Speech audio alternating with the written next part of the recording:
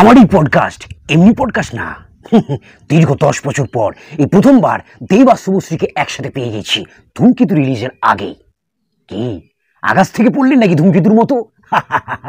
আরে আরে আর কোথাও দেখতে পাবেন না ওদেরকে একসাথে, আমার কাছে দেখতে পাবেন আমার এই পডকাস্টে, যার নাম রসে বসে রজতাপু।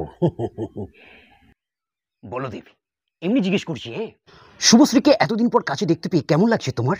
দারুণ দারুণ দারুণ দারুণ। লন্ডনে তুমি শুটিং করছিলে, তাও আমি যেই তোমায় বললাম শুভশ্রী তোমার সঙ্গে ইন্টারভিউ দিতে রাজি আছে, অমনি তুমি ফ্লাইট ধরে সোজা এখানে চলে এলে। এমনি কি আর বলে, পুরোনো চাল ভাতে বাড়ি। কিছু মনে করো না, এমনি এমনি বল। আচ্ছা, টায়ার্ড লাগছিল তো তোমার? না, টায়ার্ড কিসের? শুভশ্রীকে তো দেখেইছো ও পরিবারকে কতটা সময় দেয়, ছেলে মেয়ে রাজ সবাইকে। কিন্তু তোমার আর রুক্মিণীর সেরকম কোনো আমরা ভিডিও দেখতে পাই না। তুমি যে রুক্মিণীকে খুব একটা সময় দাও না, এটা কি তুমি জানো? আই নো আই থিঙ্ক এটাও দরকার, মানে কাজের মধ্যে যে পরিবার আছে তাদেরকে সময় দেওয়া হয় না। তোমরা দুজনে আমাকে যে সময় দিচ্ছ, এতে আমি যতটা না মজা পাচ্ছি, পাবলিক কিন্তু হেভি মজা পাচ্ছি। এমনি বললাম। দেখো, ধূমকেতুতে তোমাদের দুজনকে একসাথে দেখতে পাওয়া যাবে, এটা কোনো বড় ব্যাপার না। এটাও তো ওই চ্যালেঞ্জ, পরাঞ্জাই জলিয়ারে, খোকাবাবু এগুলোর মতোই পুরনো সিনেমা। এখন মুক্তি পাচ্ছে সেটা আলাদা ব্যাপার।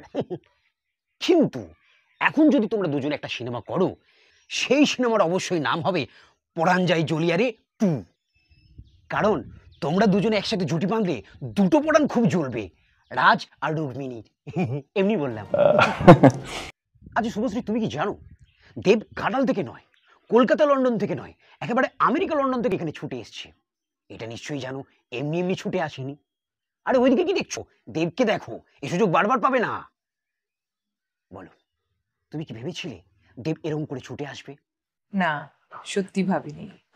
ইট ওয়াজ অ্যাবসলিউটলি আনএক্সপেক্টেড। তোমাদের দুজনের মধ্যে যে একটা গভীর প্রেম ছিল সেটা আমরা সবাই জানি।